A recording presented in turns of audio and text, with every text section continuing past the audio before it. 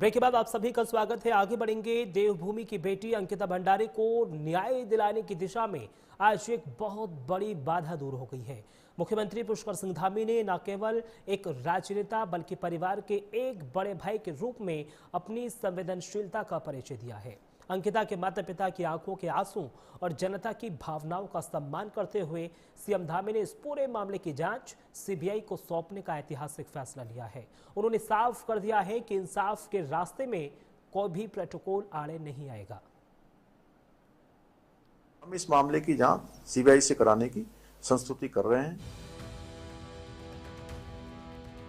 देवभूमि की बेटी अंकिता भंडारी, एक ऐसा नाम जिसने पूरे देश को झकझोर कर रख दिया।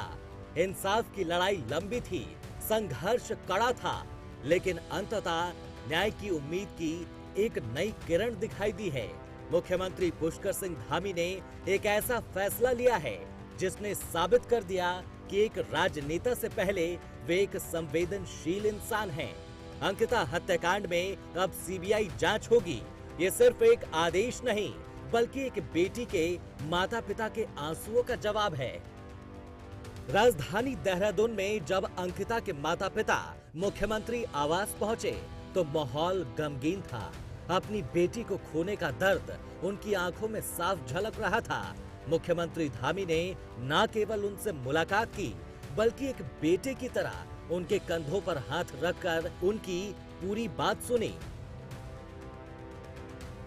सूत्रों के मुताबिक अंकिता के माता पिता ने जब अपनी शंकाएं और सीबीआई जांच की मांग रखी तो मुख्यमंत्री धामी ने उन माता पिता की संवेदनाओं को सर्वोपरि रखा जो इंसाफ की मांग कर रहे हैं। सीएम धामी ने साफ कर दिया है कि उनकी सरकार के लिए इंसाफ से बड़ा कोई प्रोटोकॉल नहीं है। इसी मुलाकात के बाद सीएम धामी ने वो ऐतिहासिक ऐलान किया जिसका इंतजार पूरा उत्तराखंड कर रहा था। एसआईटी द्वारा विवेचना के बाद अभियुक्तों के विरुद्ध चार्जशीट दाखिल की गई और निचली अदालत ने सुनवाई पूरी होने पर अभियुक्तों को आजीवन कारावास की सजा सुनाई। यह इस बात का प्रमाण है कि राज्य सरकार ने शुरू से लेकर अंत तक पारदर्शिता, दृढ़ता के साथ न्याय सुनिश्चित किया है। हाल के दिनों में सोशल मीडिया पर प्रसारित हुई ऑडियो क्लिप्स के संबंध में अलग अलग एफआईआर दर्ज की गई हैं, जिसकी जांच जारी है।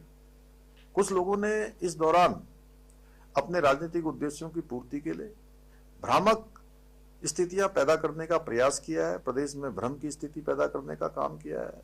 ऐसे में सरकार का दायित्व है कि देवतुल्य जनता को इस स्थिति से निकाला जाए, उनकी भावनाओं का सम्मान किया जाए। और हमने सोचा कि सबसे ज्यादा पीड़ित पक्ष उनके माता पिता हैं और उनका पक्ष जरूर जानना चाहिए। मैंने उनके माता पिता से बात की है और उन्हीं के द्वारा बातचीत में कहा गया है कि सीबीआई की जांच होनी चाहिए इस प्रकरण में, जिसका सम्मान करते हुए हम इस मामले की जांच सीबीआई से कराने की संस्तुति कर रहे हैं।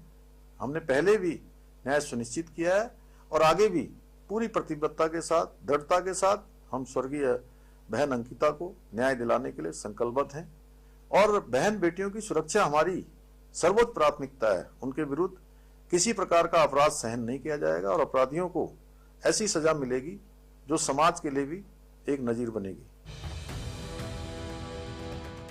सीएम धामी के इस ऐतिहासिक फैसले ने एक बार फिर साबित कर दिया कि लोकतंत्र में जनता की आवाज और परिवार की संवेदना ही सबसे बड़ी शक्ति है।